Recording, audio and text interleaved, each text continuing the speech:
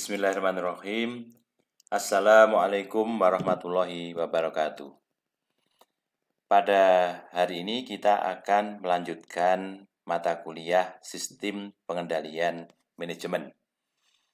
Pada pertemuan sebelumnya, kita sudah membahas 3 tipe pusat-pusat pertanggungjawaban, yaitu pusat pendapatan, di mana pusat pendapatan itu adalah suatu unit dalam suatu organisasi yang dipimpin oleh seorang manajer yang bertanggung jawab, di mana keberhasilan dari pusat pendapatan itu diukur dari berapa pendapatan yang diperoleh dibandingkan dengan target anggaran yang ditetapkan. Kemudian yang kedua adalah pusat biaya, yaitu pusat pertanggungjawaban yang diukur prestasinya berdasarkan biaya yang dikeluarkan atau inputnya.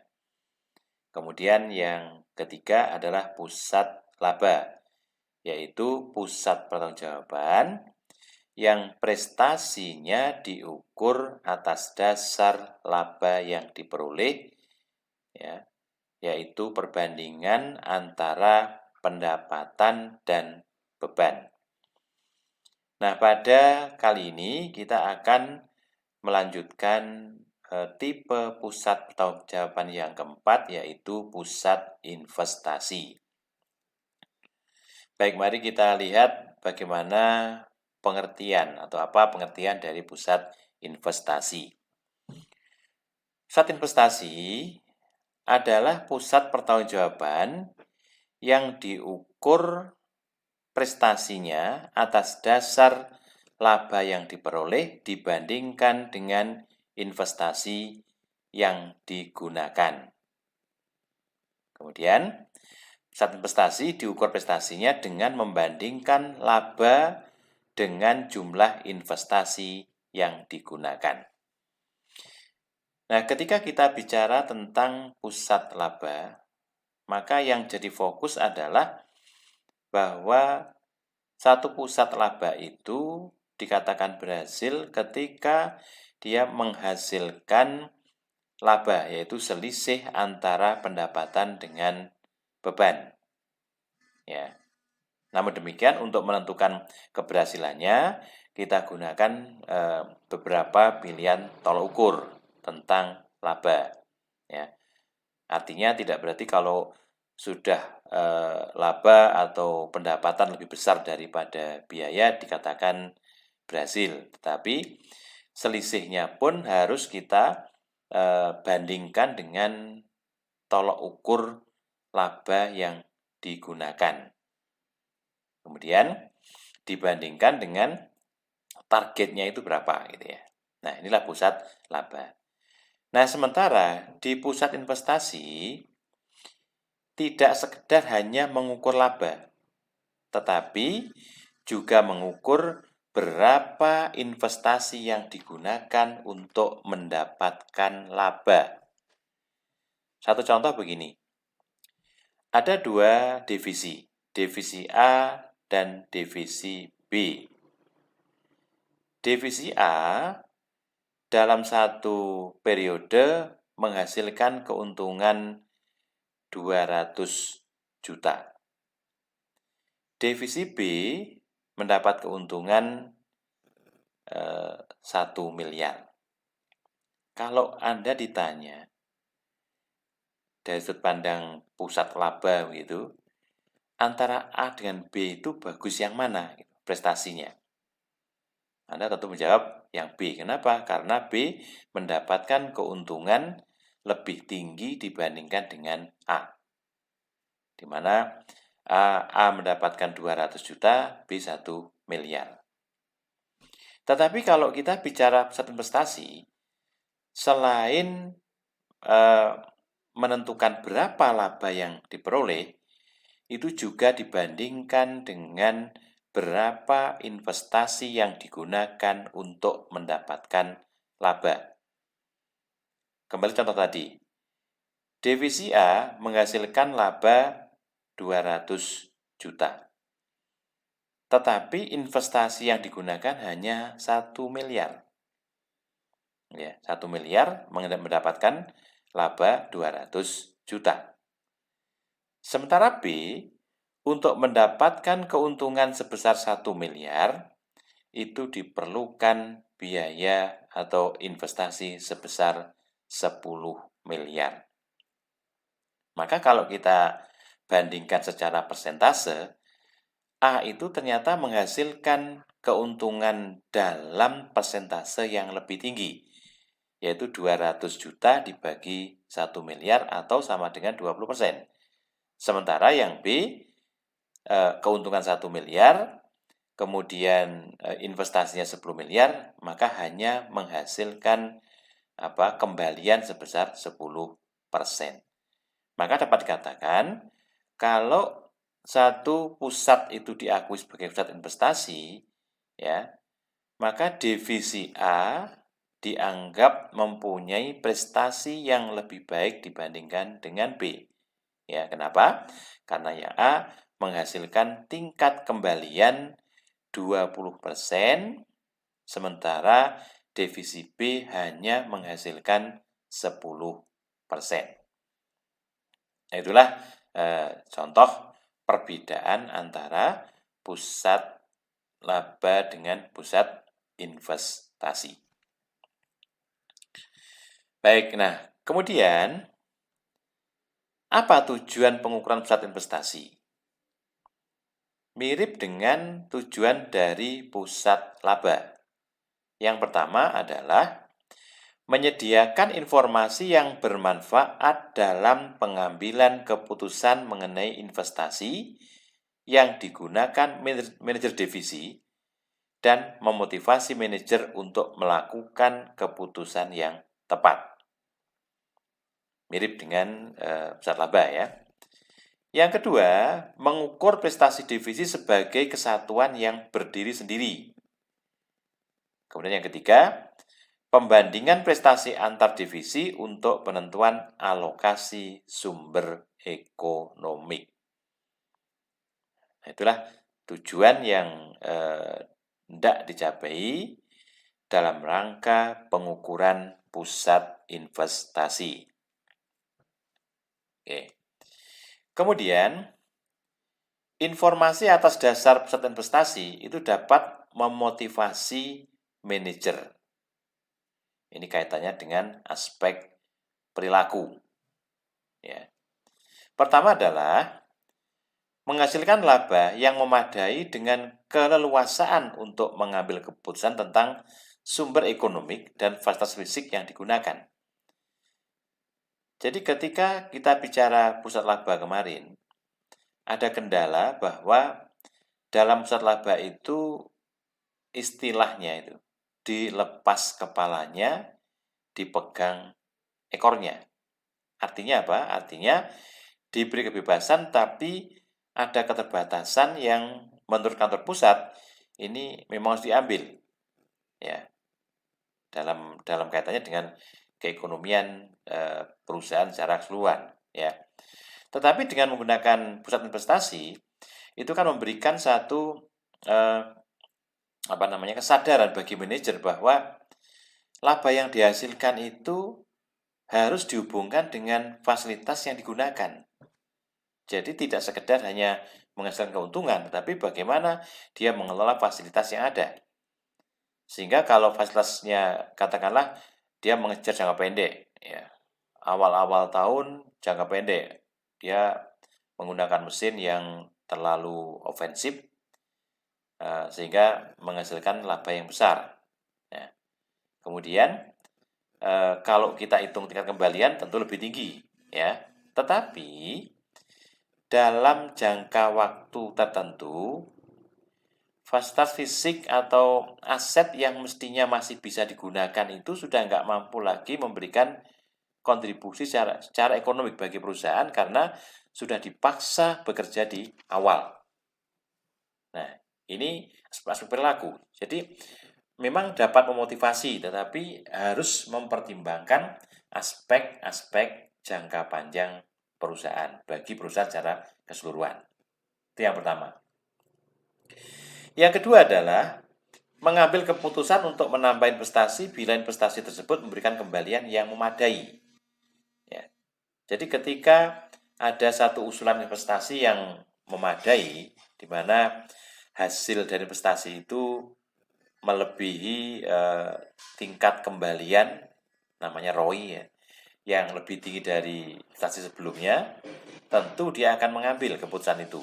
Walaupun dalam prakteknya nanti akan ada semacam penolakan gitu ya, kalau misalnya dalam jangka pendek awal-awal tahun investasi itu akan menurunkan ROI atau tingkat kembalian. Tapi intinya bahwa dari aspek perilaku, ya, maka tujuan pengukuran itu adalah untuk mengambil keputusan apakah akan menambah investasi atau tidak. Yang kedua. Yang ketiga adalah mengambil keputusan untuk melepas investasi yang tidak memberikan kembalian yang memadai. Ambil contoh, divisi itu mengelola 3 jenis produk, di mana masing-masing memerlukan fasilitas yang berbeda-beda. Ternyata dari ketiga jenis produk yang dihasilkan itu ada satu jenis produk yang tidak memberikan kontribusi laba, bahkan menggerus keuntungan bagi divisi secara keseluruhan. Pertanyaannya adalah, apakah dia akan divestasi atau dihentikan sama sekali, atau tetap berlanjut? Nah, ini keputusan yang diambil ini kaitannya dengan untuk mengukur prestasi. Harapannya dengan menghentikan satu produk yang tidak memberikan kontribusi laba, maka secara total divisi itu akan memberikan tingkat ROI yang lebih tinggi. Tetapi untuk menentukan apakah sebuah divisi itu akan dihentikan atau tidak, atau sebuah mesin yang menghasilkan satu produk akan dihentikan apa tidak, itu tentu ada hitungannya, gitu ya. Ya, saudara pasti masih ingat pada waktu mengambil mata kuliah akuntansi manajemen. Maka ada berbagai macam aspek yang dipertimbangkan ketika akan menghentikan satu fasilitas tertentu. Ya, jangan-jangan setelah dihentikan malah ruginya semakin tinggi, gitu ya. Nah, maka dalam konteks investasi, ketika akan menghentikan satu produk atau satu mesin yang tidak memberikan kontribusi laba, tentu akan dilakukan perhitungan yang sangat matang, sehingga tidak salah langkah. Nah, kemudian untuk mengukur keberhasilan pusat investasi itu, umumnya menggunakan satu alat ukur yang disebut dengan ROI, Return on Investment, umumnya ya, atau tingkat kembalian investasi. Kemudian yang kedua, menggunakan alat namanya residual income atau RI. Lalu dikembangkan lagi menjadi berbagai macam alat dengan berbagai macam kondisi yang ada di dalam sebuah perusahaan atau dalam sebuah divisi. Misalnya ada ukuran namanya ROI, Return on Equity. Kemudian juga bisa menggunakan ROCE, Return on Capital Employed. Jadi ketika kita akan mengukur sebuah hasil investasi, maka aset yang digunakan itu hanyalah aset yang benar-benar digunakan di dalam mendapatkan laba. Ya, kenapa? Karena ada beberapa aset yang tertera pada neraca, tetapi tidak digunakan secara langsung untuk menghasilkan laba. Misalnya, perusahaan mempunyai mesin yang sudah tidak dipakai. Ya, di neraca barangkali dimasukkan ke dalam kelompok aset lain-lain atau property aset ya. Kemudian juga perusahaan menggunakan aset yang berasal dari sewa, leasing, atau lease aset. Ya. Apakah itu dimasukkan apa tidak? Maka kita menggunakan ukuran ROCE, Return on Capital Employed. Kemudian juga kita menggunakan RONA, Return on Net Asset. Jadi yang digunakan sebagai pembanding nanti bukan total aset tetapi aset bersih, ya. Aset bersih yaitu aset total setelah dikurangi dengan kewajiban-kewajiban. Lalu ada juga menggunakan ROTC, Return on Total Capital. Nah, penggunaan masing-masing ini tergantung pada situasi perusahaan, gitu ya, dan juga umumnya. Gitu. Nah, dalam praktek memang yang digunakan adalah ROI dan RI, di mana ROI itu mungkin punya kelemahan, tetapi kelemahan itu nanti akan dilengkapi oleh perhitungan dengan menggunakan residual income atau laba residual. Oke, baik, mari kita mulai dengan penggunaan alat yang pertama. Kita akan lihat bagaimana cara pengertiannya, kemudian cara perhitungannya, kemudian ada kelemahannya apa, mari coba kita lihat. Yang pertama kita lihat dari pengertiannya, apa itu ROI? ROI merupakan perbandingan antara laba dengan investasi yang digunakan. Jadi kalau dalam 1 tahun itu perusahaan mendapatkan laba sebagai return begitu, kemudian digunakan sebagai pembanding atau pembagi atau denominator adalah investasi yang digunakan. Nah, secara umum yang termudah adalah menggunakan total aset itu sebagai pembanding laba. Kemudian, jika ROI digunakan, maka yang perlu dipertimbangkan secara cermat adalah penentuan aktiva sebagai dasar investasi tadi ya. Sebagai pembagi atau pembanding tadi, aktiva mana yang dipakai? Jadi kalau aslinya di situ ya, yang paling mudah adalah menggunakan total aset yang ada di neraca gitu kan. Tapi di depan ada beberapa pertimbangan, ada yang pakai ROCE, RONA ya. Nah, itu kaitannya dengan ini. Kaitan dengan apa? Penggunaan aktiva sebagai dasar investasi. Gitu ya. Apakah memang semua dimasukkan atau ada penyesuaian begitu. Kemudian yang ketiga, bahwa ROI merupakan pengukur kinerja yang paling sering digunakan dalam pengukuran pusat investasi. Kenapa? Karena kemudahannya, gitu kan. Data sudah tersedia semuanya, gitu. Lalu untuk menentukan keberhasilannya cukup bandingkan antara ROI yang didapatkan pada satu periode dibandingkan dengan ROI yang ditargetkan dalam satu periode. Apabila ROI yang didapatkan atau ROI sesungguhnya melampaui ROI yang ditargetkan, maka dikatakan berhasil, memuaskan. Sebaliknya kalau tidak mencapai target, maka tidak memuaskan. Kemudian bagaimana penghitungannya? Secara sederhana, ROI itu dihitung dengan mengalihkan investment turnover, perputaran investasi atau perputaran aset ya, dikalikan dengan return on sales. Ya, tingkat kembalian dari penjualan, return on sales. Nah, kalau kita pakai rumus ROI sama dengan penjualan dibagi investasi dikalikan dengan laba dibagi dengan penjualan. Nah, kalau rumus itu kita gabungkan, maka penjualan kita coret, ini kita coret begini, habis, berarti tinggal apa? Laba dibagi dengan investasi ini. Jadi, secara sederhana, ROI dihitung dengan membagi laba dengan investasi. Dengan catatan tadi bahwa investasi yang mana yang dipakai, dasar mana yang dipakai tadi. Ya, baik. Nah, contoh perhitungan ROI, kita lihat.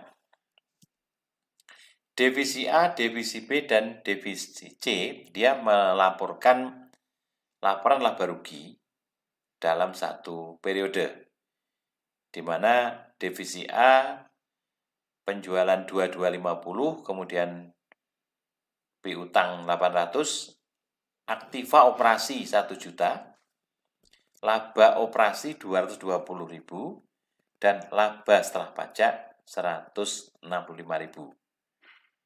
Yang di B juga sama di situ, tapi ada beberapa perbedaan, misalnya penjualannya sedikit ya, 500, kemudian piutang 152.500, lalu aktiva operasi 400. Lalu laba operasi 60 dan laba setelah pajak 90 dan seterusnya. Nah, ini data yang terkait dengan aset yang digunakan di dalam kegiatan operasional mereka, kemudian laba operasi dan laba setelah pajak. Nah, mari kita lihat dengan perhitungan rumus tadi.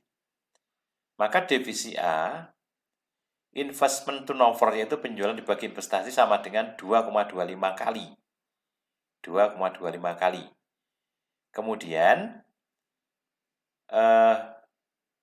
return on sales, laba dibagi penjualan 10%. Jadi kalau Anda lihat kembali ke data sebelumnya, ini penjualan dibagi dengan, ini yang A ya, penjualan dibagi dengan laba dibagi penjualan, laba ini kan, laba dibagi penjualan ini. Kemudian yang terakhir, return on investment-nya, kita lihat, return on investment-nya 22,5. Laba dibagi investasi. Divisi B juga begitu, tapi menghasilkan yang lebih kecil, dan divisi C menghasilkan return on investment yang paling tinggi, yaitu 27,40. Nah, kalau sekarang ditanya dari ketiga divisi itu mana yang terbaik, tentu karena ukurannya ROI, berarti yang paling besar, yang paling baik, maka divisi C dianggap sebagai divisi yang terbaik di antara 3 divisi yang ada. Baik, nah kemudian apa kebaikan ROI? Yang pertama, objektif sebagai tolak ukur. Kenapa objektif? Objektif kenapa? Karena mendasarkan pada angka-angka yang sudah dilaporkan secara formal oleh perusahaan di situ ya. Jadi di laporan laba rugi sudah lengkap, tinggal ambil angkanya gitu kan, lalu bandingkan. Berarti betul-betul objektif, itu datanya sudah diekspos, bahkan untuk perusahaan yang berbentuk PT terbuka itu sudah disampaikan ke khalayak ramai. Kemudian yang kedua, data pada umumnya tersedia. Lebih mudah, kenapa? Karena memang datanya berasal dari laporan keuangan yang resmi. Lalu yang ketiga, memudahkan perbandingan antar unit. Kenapa? Karena unit 1 memberikan keuntungan lebih besar, tetapi juga menggunakan aset yang lebih besar juga. Maka kalau kita menggunakan angka nominal mutlak, tentu tidak akan dapat diperbandingkan dengan mudah. Contohnya tadi ya, divisi A laba 200 juta, divisi B laba 1 miliar. Nah, maka kesimpulannya yang terbaik mana? Nah, kalau kita hanya bicara tentang laba saja, tentu yang B yang lebih bagus. Tetapi kalau kita bisa menggunakan ROI dalam konteks untuk menentukan kinerjanya, maka kita bisa mengatakan membandingkannya tidak sekedar hanya keuntungan yang diperoleh, tapi juga dibandingkan dengan investasi yang digunakan. Maka kesimpulannya A lebih bagus dibanding B, walaupun A itu ternyata labanya lebih kecil. Lalu yang keempat, mengarah ke goal congruence. Apa itu? Mengarah ke keselarasan tujuan antara tujuan individu dengan tujuan perusahaan. Ini keunggulan atau keuntungan kalau kita menggunakan ROI. Namun demikian, selain keunggulan, ROI itu juga mempunyai kelemahan kalau kita gunakan sebagai alat ukur keberhasilan sebuah pusat investasi.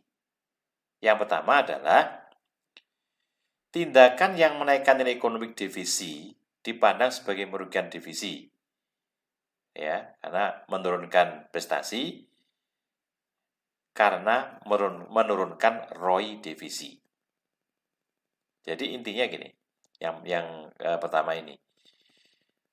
Tindakan yang menaikkan nilai ekonomi artinya apa? Sebetulnya suatu proyek itu memberikan nilai ekonomi bagi perusahaan, bagi divisi dan perusahaan secara keseluruhan.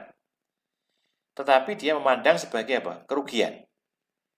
Kenapa? Karena jangka pendek akan menurunkan ROI divisi secara keseluruhan. Ya. Tapi sebetulnya kalau kita ukur jangka panjang mungkin 3-4 tahun berikutnya atau secara keseluruhan, sebetulnya itu akan meningkatkan nilai ekonomiks bagi divisi. Nah, akibatnya manajer akan menolak di situ ya, yang pertama ini. Menolak kenapa?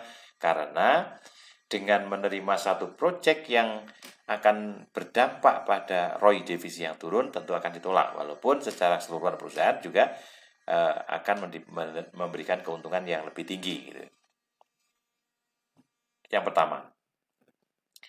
Yang kedua, tindakan yang menurunkan ROI divisi justru seringkali menambah nilai ekonomi divisi. Nah, di situ ya. Jadi, tindakan yang menurunkan ROI divisi, ini lanjutan dari yang pertama tadi kan. Tapi sebetulnya malah menaikkan nilai divisi. Itu yang kedua. Lalu yang ketiga, bila investment base-nya berbeda, hasil perbandingan antar divisi dapat menyesatkan. Jadi, tadi sampaikan bahwa penghitungan ROI dilakukan dengan membagi laba dengan investasi.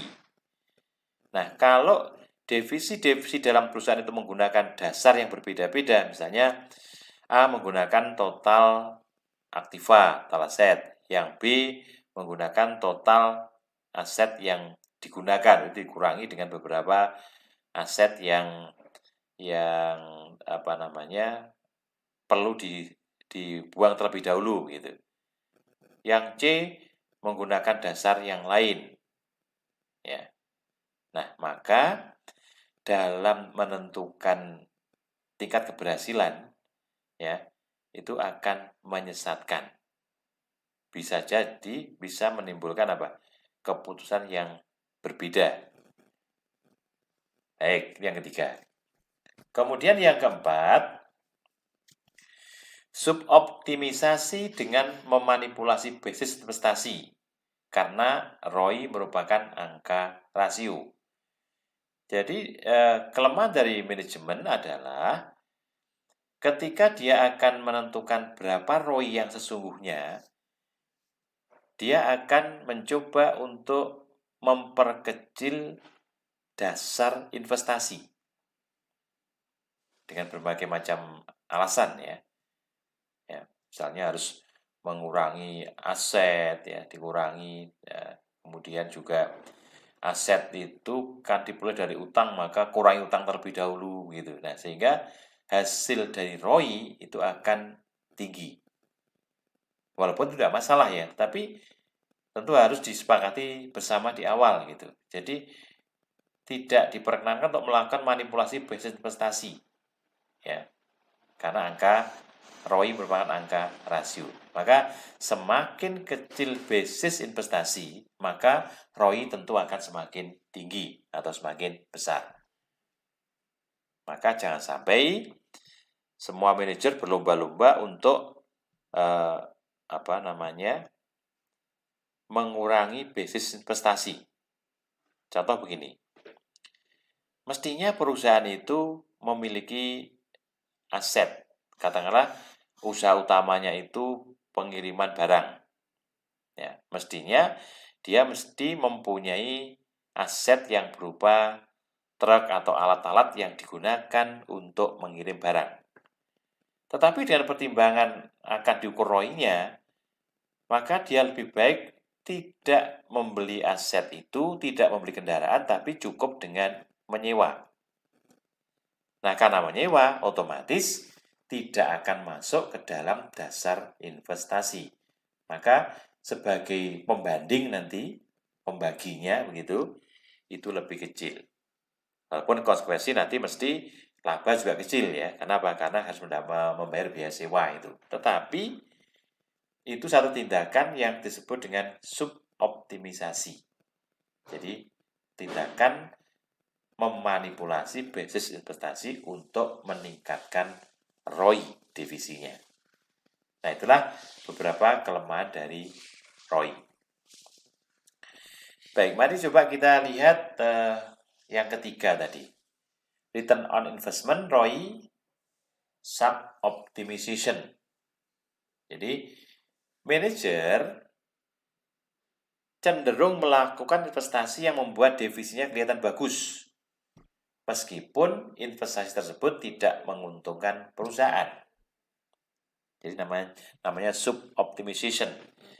Jadi dalam hal ini manajer divisi itu berusaha sekuat tenaga untuk membuat investasinya itu terlihat bagus gitu ya. Walaupun secara keseluruhan perusahaan itu tidak menguntungkan. Ya. Pertama, manajer divisi yang sangat sukses tidak akan tertarik melakukan investasi yang menguntungkan bagi perusahaan jika ROI-nya masih di bawah ROI divisinya gitu. Contoh begini.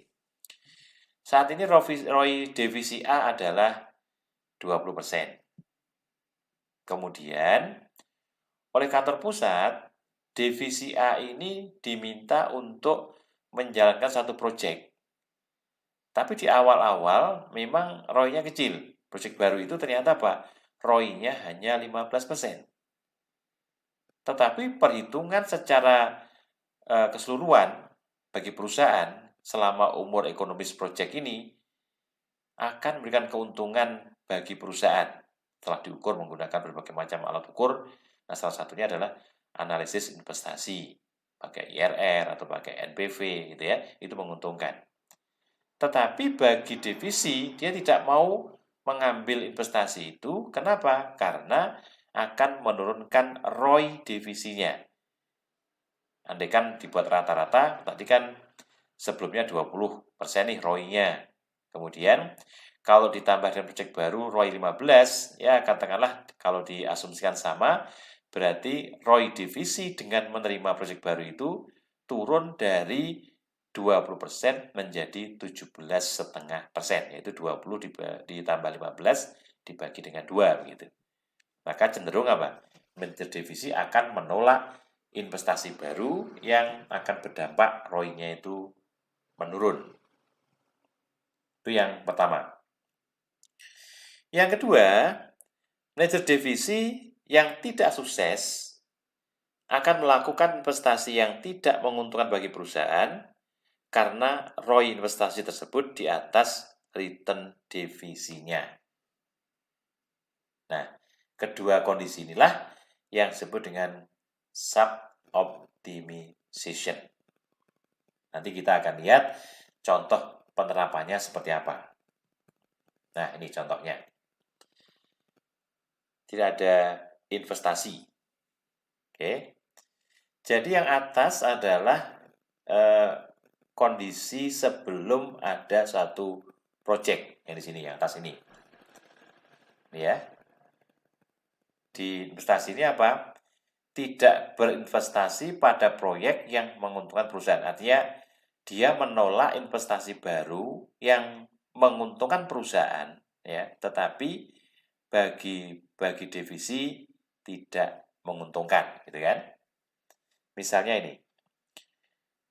Investasi X bagi perusahaan menguntungkan karena apa? Return-nya adalah 20% lebih tinggi daripada COC.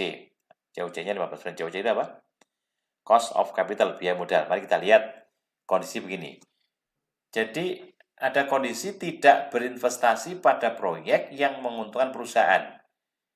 Cost of capital-nya adalah 15. Saudara pasti masih ingat, ya, disebut dengan COC ya, cost of capital itu. Jadi gini, sederhana saja untuk memberikan gambaran lebih simpel saja gini, COC itu. Anda mempunyai uang 100 juta.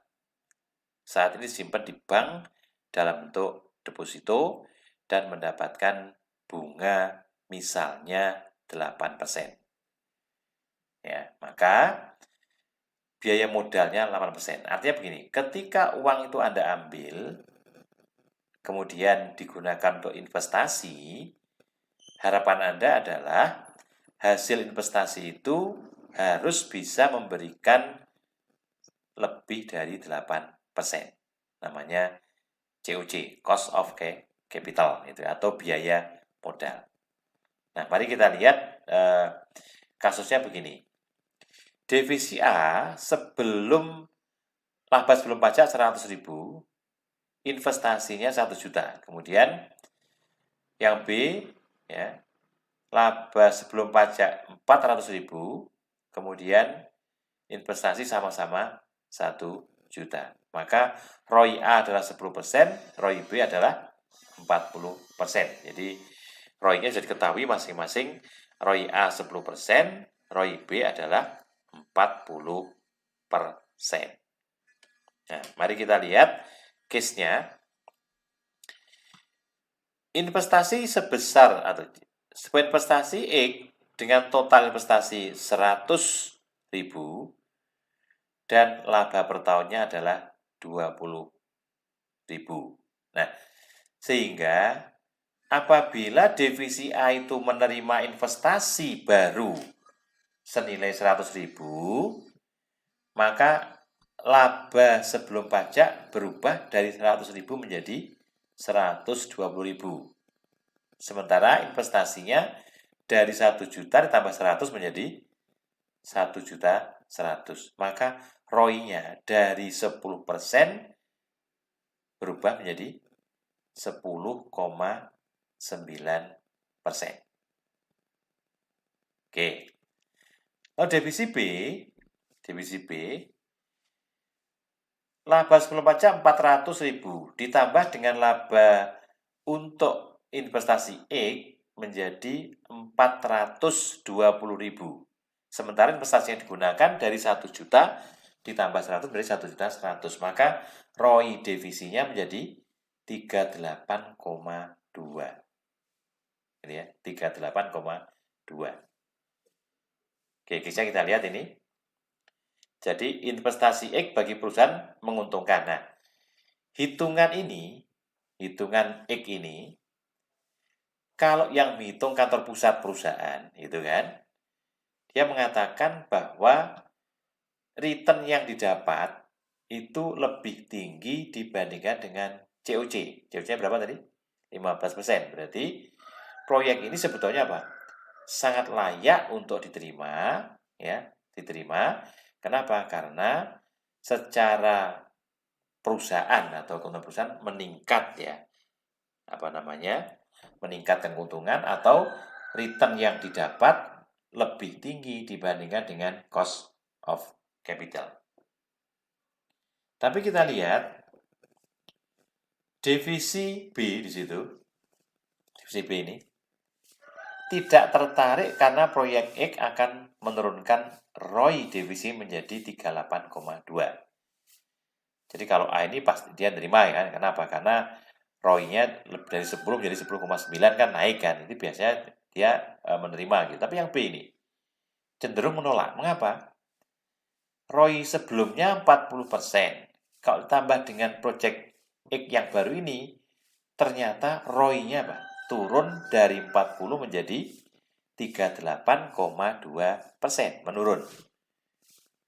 Maka B akan menyatakan menolak proyek ini, gitu ya. Nah, inilah yang disebut dengan apa? Tindakan yang tidak mengarah ke goal congruent, tidak mengarah pada keselarasan tujuan antara tujuan individu divisi dengan tujuan perusahaan secara keseluruhan. Mengapa? Karena perusahaan sudah menghitung ini bahwa proyek ini perlu diterima atau secara keuangan layak untuk diterima karena apa? Hasil dari investasi ini lebih besar dibandingkan dengan biaya modalnya. Jadi dalam ini B yang dianggap apa? Tindakan sub-optimization. Jadi menolak proyek yang sebetulnya menguntungkan bagi perusahaan, tetapi bagi divisi dianggap menurunkan ROI divisi. Baik, ini yang pertama. Oke. Yang kedua, sekarang kita ubah yang kedua. Return-nya 20, tapi COC-nya 25. Dengan kata lain apa tadi? Dengan kata lain, hasil yang didapat 20%, sementara cost of capital atau biaya modal, baik modal sendiri maupun modal asing atau kombinasinya atau gabungannya, ternyata 25%. Nah, di sini bagi perusahaan itu mestinya apa ini? Menolak. Kenapa? Hitungan perusahaan mengatakan bahwa proyek ini sebetulnya tidak layak untuk dilaksanakan gitu. Kenapa? Return-nya lebih rendah dibandingkan dengan cost of capital gitu. Nah, tapi kita coba lihat ini. Coba kita lihat bagaimana hitungannya. Nah, kalau kita gunakan hitungan yang lama, saya kira sama hasilnya ya. Tadi mengatakan bahwa ROI divisi A dari 10% menjadi 10,9. Yang B dari 40 menjadi 38,2. Itu ROI-nya gini kan. Nah, ini dalam ini B itu menolak. Ini B menolak. B menolak ya, tapi A-nya yang terima gitu. Alasannya apa? A menerima karena ROI-nya naik dari 10 menjadi 10,9. Sementara B-nya menolak. Bener ini bener kan? Dari 40 menjadi berapa? 38,2. Ini betul, saya betul gitu. Nah, sekarang kita lihat di situ. Ternyata yang salah siapa? A ini yang salah. Ini A yang salah. Kenapa? Divisi A tertarik karena Project X akan meningkatkan ROI divisinya menjadi 10,9. Maka kalau A diserai akan memberikan apa? Kesanggupan untuk melaksanakan ini. Tetapi sebetulnya project ini rugi gitu. Karena apa? Hitungan secara keseluruhan project dari hasil analisis NPV, IRR gitu ya, atau sejenisnya itu alat-alatnya, hasilnya apa? Return-nya itu lebih rendah dibandingkan dengan cost of capital. Ini sudah tidak layak untuk dilaksanakan. Tapi A mengatakan ini mau menerima. Nah, itu disebutkan apa? Sub-optimization. Ya. Jadi tidak investasi pada proyek yang tidak menguntungkan perusahaan. Berarti yang betul yang mana ini? Yang B inilah, yang B ini yang betul mestinya ya. A-nya salah, dianggap salah. Baik, itu adalah contoh terkait dengan kelemahan ROI kalau kita akan gunakan sebagai tolok ukur keberhasilan suatu pusat investasi. Kemudian baik, mari coba kita lihat aspek yang lain terkait dengan denominator atau pembagi tadi. Jadi, return on investment kita masih bicara ROI, misleading performance sinyal. Ya. Jika digunakan ROI, maka denominator atau pembagi tadi, apa istilahnya tadi apa? Dasar investasi adalah aktiva yang nilainya sulit diukur secara akurat. Kadang-kadang kita menemukan aset yang sulit untuk ditentukan nilainya. Ya. Nilai aset di neraca tidak menggambarkan nilai aset sesungguhnya saat ini. Kata lain, kalau kita melihat angka-angka di neraca, ya, itu angka neraca itu menggambarkan nilai historical cost, bukan nilai saat ini. Gitu kan? Maksudnya begini, angka-angka yang ada di neraca itu adalah angka yang menggambarkan nilai ketika dia beli, ketika dilakukan pertukaran, bukan nilai saat ini, begitu. Karena awalnya dulu kita memang menggunakan konsep historical cost, ya. Walaupun sekarang kita sudah menggunakan konsep yang lain, yaitu fair value, nilai wajar saat ini. Oke. Nah, kemudian pertanyaan begini.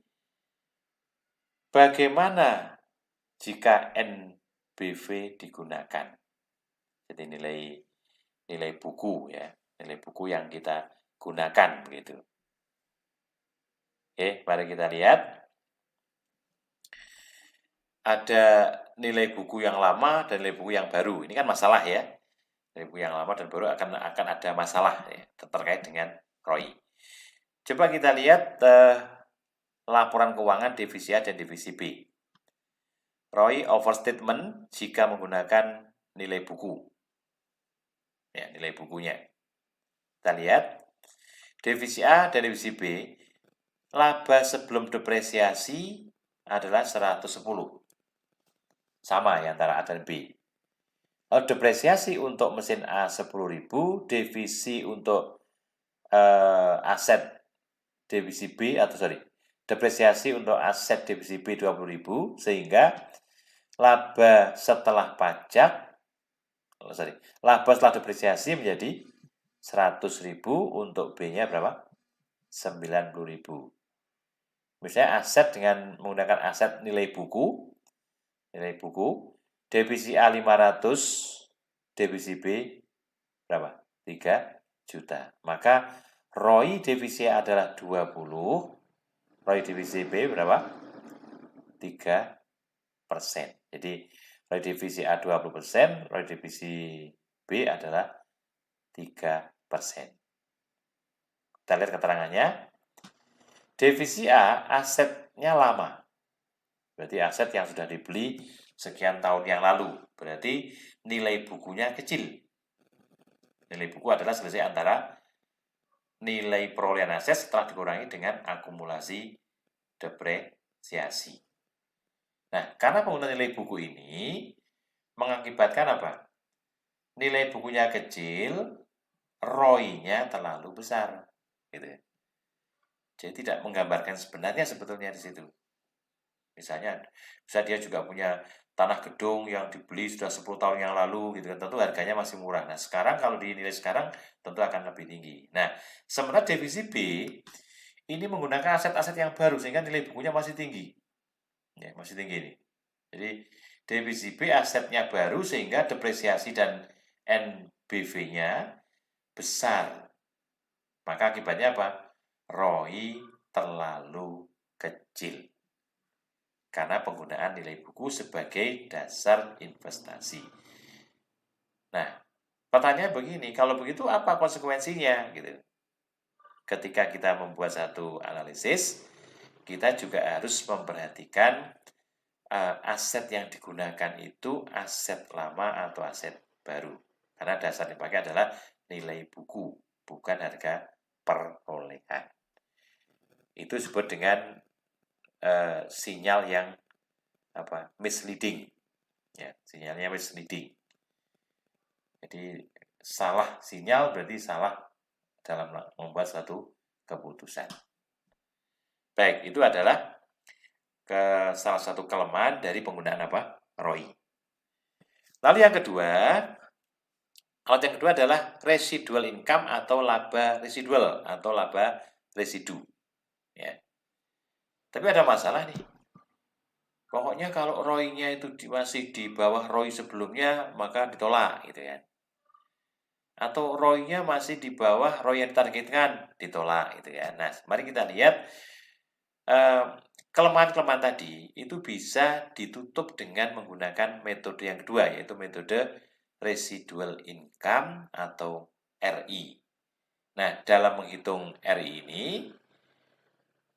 maka RI atau residual income merupakan selisih antara laba bersih operasi dan jumlah kembalian uang yang diharapkan atas aset operasi perusahaan. Penggunaan metode ini akan mendorong manajer divisi untuk memaksimalkan residual income, bukannya besarnya persentase. Jadi dengan menggunakan konsep ini, sebuah proyek baru ya yang akan dilaksanakan divisi itu, asalkan masih mempunyai sisa laba atau laba residu, itu masih memberikan kontribusi keuntungan bagi perusahaan. Nah, bagaimana menghitungnya? Mari kita lihat bagaimana cara menghitungnya. Sebelum itu kita lihat apa keunggulannya, apa kelemahannya. Nah, RI tadi keunggulannya adalah memungkinkan penggunaan cost of capital yang disesuaikan dengan risiko. Jadi dengan RI itu kita bisa menggunakan COC yang disesuaikan dengan risiko. Misalnya kalau COC dengan menggunakan modal sendiri dari laba ditahan, gitu kan, dan dari tambahan modal dari pemilik, gitu kan, itu bisa berbeda dengan COC dengan dana yang berasal dari pinjaman. Maka ini memungkinkan ya, memungkinkan. Oke. Yang kedua, mengarah ke goal congruence. Tindakan yang memaksimalkan divisi diharapkan juga bisa memaksimalkan nilai perusahaan. Jadi divisi akan menerima satu proyek yang akan memaksimumkan nilai perusahaan. Lalu yang ketiga, tolak ukur yang andal untuk evaluasi prestasi dan motivasi dari manajer. Jadi tidak terpancang pada angka-angka persentase saja. Ya, walaupun itu penting ya, tetapi apabila ada satu kasus yang terkait dengan prestasi baru, tentu akan diakomodasi. Kenapa? Karena itu akan menguntungkan bagi perusahaan secara keseluruhan. Di samping keunggulan, ROI juga punya kelemahan. Apa itu? Bisa mendorong kepada pencapaian target jangka pendek tanpa memperhatikan kepentingan jangka panjang. Misalnya, sebuah divisi sebetulnya kalau dihitung tidak layak nih, gitu ya. Tidak layak. Kenapa? Karena laba sisanya tidak ada, gitu. Nah, dia bisa melakukan tindakan apa? Bagaimana caranya untuk menaikkan penjualan, gitu kan? Atau mengurangi biaya dengan cara efisiensi besar-besaran gitu, agar ada selisih antara laba bersih setelah dikurangi dengan cost of capital.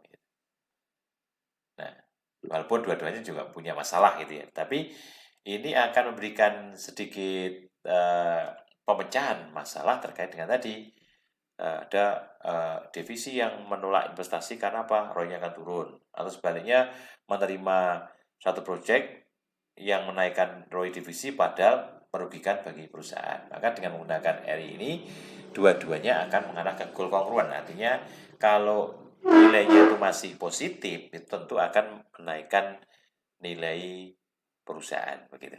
Itulah ROI. Bagaimana menghitungnya? Sederhana hitungnya. RI dihitung dengan mengurangkan laba bersih dengan biaya modal atau corporate cost of capital dikalikan dengan capital employed. Jadi ini dikurangi dengan tingkat bunga yang diharapkan, ketika kita menggunakan dana dibagi dengan capital employed, aset yang digunakan. Itulah cara penghitungan residual income. Kembali ke contoh yang tadi, mari kita lihat tapi dengan angka yang berbeda. Jadi judulnya, penggunaan residual income sebagai alternatif metode ROI. COC-nya 15. COC 15%. Sini. Kita lihat dengan COC 15%, kita lihat divisi A laba sebelum pajak 100.000, investasi 1 juta, maka ROI 10%. Divisi B 400.000, kemudian investasi 1 juta, lalu ROI 40%. RI-nya tadi apa? RI-nya negatif. RI negatif. Kemudian yang B, RI-nya positif 250. Ini kondisi sebelum ada project baru. Oke. Nah, ada project baru yang akan dilekatkan pada divisi A maupun divisi B. Nah, kita lihat, setelah project dilekatkan pada divisi A, maka divisi A akan mendapatkan ROI 10,9. Atau dari 10% menjadi 10,9. Dan RI-nya dari minus 50 menjadi minus 45. Minus ya. Oke, sekarang yang B kita lihat. Yang B. ROI sebelum ada project baru 40%. RI-nya berapa? Rp250.000. Sementara setelah ada investasi yang baru, ROI-nya menjadi 38,2 di sini. Dari 40% menjadi 38,2. Ya. Sehingga RI-nya berubah dari 250 menjadi 255. Mari kita lihat di sini keterangannya. Sebelum investasi, RI divisi adalah minus 50. Ini sebelum investasi. RI divisi berapa? RI divisi B 250 ini ya, 250. Setelah investasi, RI divisi A dan B meningkat. Kita lihat ini. Divisi A tadi mengatakan menurut ROI menolak. Menerima ya. Kenapa? Kenapa menerima? Karena apa? Karena ROI sebelum ada investasi baru 10, setelah investasi baru berarti 10,9, maka menerima. Dilihat dari RI-nya juga sama. Dari minus 50 menjadi minus 45, maka ROI dan RI akan memberikan hal yang sama. Akan memberikan apa? Kesimpulan yang sama. Jadi, divisi A itu, ya, ternyata apa? Divisi A, kalau dia menerima investasi baru, maka ukurannya pakai ROI atau RI sama saja. Itu sama-sama apa? Menaikkan nilai bagi perusahaan atau divisi ya. Karena ROI-nya naik ya. Naik ini juga RI-nya minus turun ya. Turun dari 50 ke 45 kan naik artinya kan. Ya. Tapi yang B kita lihat lebih. Sebelum investasi baru 40%. Dan investasi baru berapa? 38,2. Pertanyaan terima atau tolak ini? Tentu divisi B akan menolak. Mengapa? ROI-nya setelah investasi baru menurun dari 40 ke 38,2. Padahal kalau kita menggunakan RI, itu akan ada sisa. Artinya begini, RI sebelum ada proyek baru 250, setelah proyek baru berapa? 255, artinya meningkat gitu. Maka kesimpulannya apa ini? Mestinya bagaimana? Mestinya divisi A maupun divisi B itu seharusnya menerima proyek baru ini. Gitu ya. Kenapa? Karena dari ukurannya RI-nya mengatakan ada kenaikan. Gitu ya. Padahal B menolak kan? ROI-nya menolak, mestinya harus menerima. Karena kalau kita pakai RI, RI-nya meningkat dari 250.000 ke 255.000. Oke. Kemudian, masalah yang mungkin muncul ketika kita bicara ROI adalah menentukan denominator atau menentukan dasar investasi. Tadi kan dikatakan untuk menghitung ROI itu dilakukan dengan membagi laba dengan investasi yang digunakan. Berarti yang digunakan itu namanya denominator atau pembagi, ya, sebagai pembagi. Apakah ada masalah di situ? Nah, tidak ada masalah di situ. Pertanyaan begini, konsep apa yang kita pakai untuk menentukan denominator? Nah, ada dua masalah yang mungkin muncul, yaitu tentang definisi investasi yang digunakan. Yang kedua adalah masalah dalam aset lancar. Nah, kita coba lihat.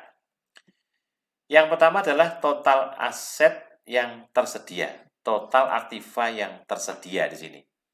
Jadi kita gunakan yang dimaksud dengan definisi investasi itu adalah pilihannya ini, total aktiva yang tersedia. Nah, biasanya kita menggunakan angka yang ada di neraca. Di neraca itu ada total aset ini yang kita pakai. Gitu ya. Atau total aktiva yang digunakan atau capital employed. Artinya apa? Di sini aset yang tersedia tadi di neraca itu akan dikurang-kurang sesuaikan dengan aset-aset yang secara nyata itu tidak langsung memberikan kontribusi untuk menghasilkan laba. Contohnya adalah tanah yang masih belum digunakan untuk kegiatan operasional. Beli tanah kemudian belum digunakan sama sekali. Atau mungkin bangunan dalam pengerjaan misalnya. Ada buat bangunan sih tapi belum dipakai. Pengerjaan gitu. Nah, itu artinya belum digunakan. Atau sebuah mesin sudah dihentikan penggunaannya karena diganti mesin yang baru, tapi mesin yang lama itu belum digunakan, maka masih masuk ke dalam aset lain-lain atau properti investasi. Maka itu dikurangkan terlebih dahulu. Termasuk bagaimana jika dalam aset itu ada aset leasing atau lease aset. Jadi aset yang disewa dari pihak lain dengan menggunakan pola leasing. Nah, maka itu harus diperhitungkan terlebih dahulu. Kalau kita menggunakan poin yang B.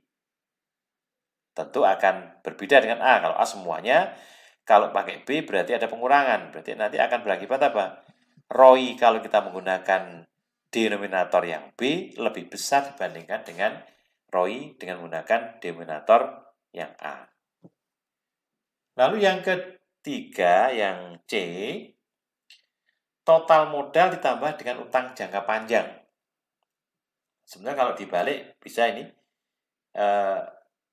total aktiva total aset dikurangi dengan utang jangka pendek, gitu kan? Atau total modal ditambah dengan utang jangka panjang, itu sama sebetulnya ya, istilahnya sama. Nah, pertimbangannya apa kalau kita menggunakan ini? Pertimbangannya adalah utang jangka pendek itu umumnya itu berasal dari supplier. Misalnya kita membeli bahan, membeli barang, tetapi menggunakan tempo. Jadi tidak langsung dibayar tapi pakai tempo. Yang berarti utang yang tersedia itu atau kita membeli barang itu dengan tempo dan tidak ada bunga. Artinya tidak ada COC, tidak ada cost of capital, gitu kan. Nah, maka kalau kita menggunakan asumsi yang ketiga ini, yang C ini, maka total aset yang tersedia di neraca itu dikurangi terlebih dahulu dengan utang jangka pendek. Atau boleh Anda menggunakan istilah total modal ekuitas ditambah dengan utang jangka panjang. Kalau kita lihat dari sisi kanan dari neraca. Dan yang D menggunakan modal sendiri. Tadi yang ROCE tadi ya, ROE tadi ya, return on equity tadi. Jadi dasar investasinya hanya mendasarkan pada modal sendiri. Berarti total ekuitas yang dipakai. Nah, namun demikian secara umum kita biasa menggunakan yang A, ya, digunakan atau B, ya, kalau data memang tersedia. Itu yang A, masalah yang terkait dengan denominator dari aset tetap. Kemudian yang kedua, masalah-masalah dalam aktiva lancar. Jadi masalah yang mungkin muncul dalam aset lancar atau aktiva lancar. Jadi ada beberapa macam, nanti dipersilakan Anda membaca bukunya saya kira ya. Tapi intinya begini, bahwa sebuah divisi, saya katakan di muka kemarin pada udah bicara tentang pusat laba gitu kan, pusat ini diberikan kewenangan ya oleh kantor pusat. diberi otoritas oleh kantor pusat. Tetapi tidak semua diberikan. Ya, jadi istilah tadi sampaikan tadi kan, dilepas kepalanya tapi dipegang ekornya, buntutnya begitu. Sehingga ada yang mengatakan, ada yang membuat satu aturan bahwa sebuah divisi itu hanya boleh menyimpan uang harian, tidak boleh lebih dari 100 juta misalnya. Nah, ini apa akibatnya? Akibatnya, kas yang ada di divisi ketika kita pakai untuk menghitung neraca, membuat neraca itu nanti akan kasnya berkurang. Kenapa? Setiap hari kalau kas yang ada itu lebih dari 100 juta, langsung transfer kantor pusat. Ya. Nah, akibatnya apa? Akibatnya jumlah kas yang dipakai di dalam neraca divisi itu bisa jadi berbeda dengan kas yang sebenarnya. Ya. Ini dalam rangka untuk menghitung denominator tadi kan. Berarti boleh dikatakan bahwa kasnya lebih rendah dibandingkan dengan yang seharusnya, atau pembaginya lebih kecil dari yang seharusnya. Ini juga berlaku untuk piutang, persediaan, maupun modal kerja secara umum. Nah, itulah masalah-masalah dalam aktiva lancar.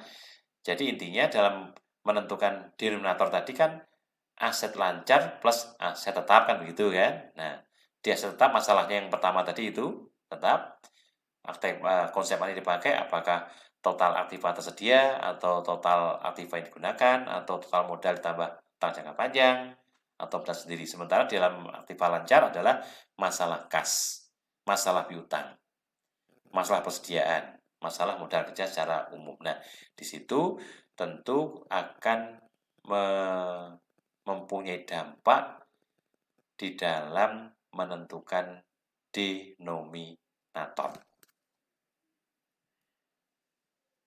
Oke, kemudian yang ke C, masalah lain dalam aktiva tetap, tadi yang pertama definisinya, sekarang masalah aktiva tetapnya sendiri gitu kan. Yang pertama, pengaruh penggunaan metode nilai buku atau nilai perolehannya. Yang mau dipakai sebagai dasar itu nilai bukunya atau nilai perolehannya. Nanti akan mendapatkan hasil yang berbeda gitu kan. Kalau nilai buku berarti nilai perolehan setelah dikurangi dengan akumulasi depresiasi. Akibatnya apa?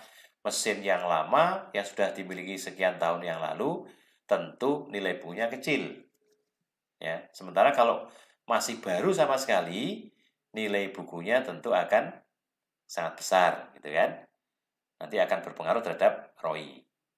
Sebaliknya kalau kita menggunakan nilai perolehan, nilai aset lama atau suatu aset baru itu tentu akan tinggi. Nah, pilihannya yang mana yang tepat untuk menentukan masalah aktiva tetap. Lalu yang kedua adalah pilihan metode alternatif dalam pengukuran prestasinya. Jadi, apakah menggunakan metode nilai pengganti atau metode nilai masa depan? Nah, di situ ada masalah dalam mengukur prestasi pusat investasi itu. Jadi apakah menggunakan nilai pengganti, nilai saat ini gitu kan. Berarti nilai saat ini artinya apa? Nilai ketika ada satu aset yang dipunyai perusahaan, kan ada dua harga kan, tadi ada nilai buku dan nilai perolehan gitu kan. Oke, diganti aja dengan nilai sekarang atau nilai saat ini. Satu adalah nilai wajar saat ini begitu, atau menggunakan nilai masa depan. Jadi dengan angka sekarang itu dinilai ke depan itu dengan menggunakan tingkat persentase tertentu, itu kita akan bisa menentukan berapa nilai yang akan kita pakai. Itu pilihan. Lalu yang ketiga, masalah aset yang diperoleh menggunakan sewa beli atau leasing. Kita mengenal ada dua tipe leasing operasional dan leasing modal ya. Leasing modal itu mengatakan bahwa perusahaan yang menggunakan leasing modal atau capital lease dia mempunyai opsi untuk membeli aset itu ketika umur sewanya habis. Maka konsekuensinya dalam mencatat di akuntansi, aset itu akan kita masukkan ke dalam neraca kita, ya, namanya list aset, ya, namanya list aset atau aset yang di list. Walaupun tidak di sebelah kanan dari neraca, yaitu utang, akan timbul apa? Utang list. Ya. Umumnya untuk menghindari hal yang demikian, karena proyek kecil, rata-rata dia akan menggunakan list operasi, jadi sewa beli biasa, sewa operasional, ya. Jadi tidak mengakui sebagai aset. Tapi kalau memenuhi kriteria tertentu bahwa umur sewa atau sewa yang dilakukan atas aset itu melebihi jangka waktu tertentu, maka mau tidak mau harus mengakui sebagai capital asset. Ya. Lalu yang D, fasilitas yang menganggur, mesin yang sudah nggak digunakan, atau perusahaan mempunyai tanah yang dibeli tapi nggak digunakan untuk kegiatan usaha, tapi hanya untuk investasi saja. Nah, itu dianggap menganggur, maka konsekuensinya kalau itu kita gunakan divisi aset yang digunakan, aset yang dipakai begitu, maka fasilitas yang menganggur itu harus kita sesuaikan terlebih dahulu, dikurangkan terlebih dahulu. Ya. Tapi kalau yang pertama tadi kita sudah menggunakan aset yang tersedia dapat semuanya. Kemudian yang E, utang jangka panjang. Apakah masuk apa tidak sebagai aset gitu ya? Aset itu. Lalu yang F, beban modal. Nah, itulah hal-hal yang terkait dengan masalah penentuan denominator atau nilai aset yang akan digunakan di dalam membagi laba dalam rangka untuk menghitung ROI maupun RI. Baik, nah itulah pembahasan kita terkait dengan pusat investasi. Jadi secara sederhana, saya akan simpulkan bahwa pusat investasi itu adalah pusat pertanggungjawaban yang prestasinya itu diukur atas dasar laba yang diperoleh dibandingkan dengan investasi yang digunakan. Kemudian alat ukur yang digunakan adalah ROI atau Return on Investment, dan yang kedua adalah RI, Residual Income. Walaupun tadi ada beberapa alternatif, itu kalau kita mendasar pada aset yang digunakan, definisinya seperti apa, itu akan menjadikan ukuran ROI itu bisa berubah kalau pengertian dari denominator sebagai dasar investasi itu juga berubah. Baik, saya kira itu yang dapat saya sampaikan. Di akhir materi kita ada beberapa pertanyaan, ya, pertanyaan ataupun pendapat barangkali ya, yang harus Anda coba pelajari dengan baik. Nah, kemudian di bagian yang kedua ada kasus, case yang ketiga ini, kasus PT Buana Indah Jakarta. Ini sama saya kira kasus yang terkait dengan penentuan dasar investasi. Coba saudara lihat di bagian akhir nanti ada ini pengertian-pengertian terkait. Nah, ini misalnya ya. Ini ada, tadi sampaikan tadi ada masalah terkait apakah manajer divisi itu bisa mengendalikan aset apa tidak gitu. Nah, salah satunya ini. Salah satunya dalam hal apa? Dalam hal kasnya bagaimana, lalu piutangnya seperti apa gitu. Kemudian persediaan bahan baku seperti apa, persediaan seperti apa gitu kan. Nah, di situ akan menyangkut tentang penentuan dasar investasi yang akan digunakan. Nah, ini sebagai area sebetulnya jika saudara ingin lebih memahami terkait dengan pemahaman terhadap pusat investasi. adaptasi. Oke, saya kira itu aja yang dapat saya sampaikan. Waktunya mohon maaf. Kita akhiri. Assalamualaikum warahmatullahi wabarakatuh.